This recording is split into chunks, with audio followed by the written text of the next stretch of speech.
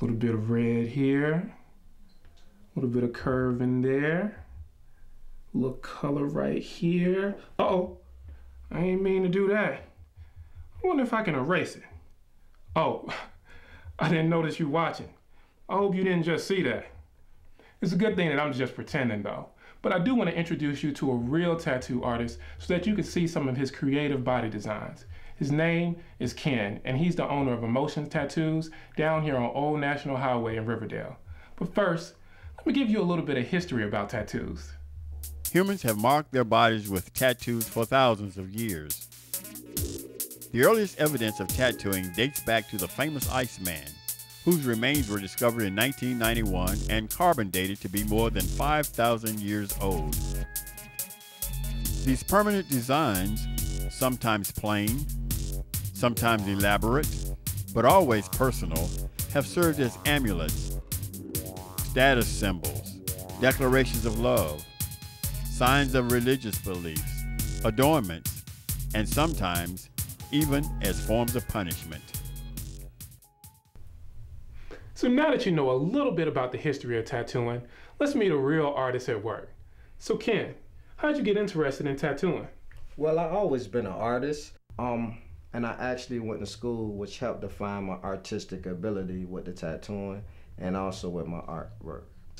Okay, so now let me ask you this. Were they teaching tattooing in art school? Of course not. All right, so after art school, you opened up your shop, just like that?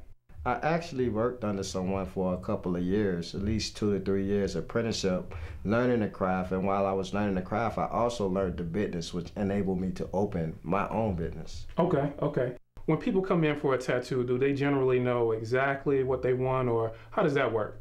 Well, a lot of times people don't know what they want, and sometimes they do know what they want. But if they don't know what they want, I actually can point them in the direction of a tattoo by showing them some flash, or I can even create them a custom design. Gotcha.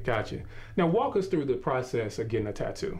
Okay, well, the process of getting a tattoo is first they find a design that they actually want. And then after that, I will stencil it or blow it up to make it bigger or smaller.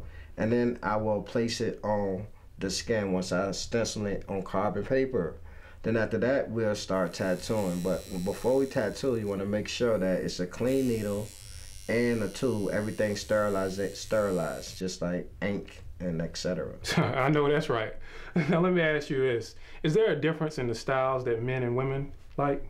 Well, not really. Most women normally get small tattoos such as butterflies, stars, and hearts, etc. As men normally get big tattoos such as chest pieces, sleeves, back pieces, and etc. It looks like he got a little bit of all that right there, man. Yes, sir. Hey, man, you really know a lot about your craft. And if you want to know more about what Ken does, give him a call at 404-932-8589 or visit the shop at 7490 Old National Highway in Riverdale.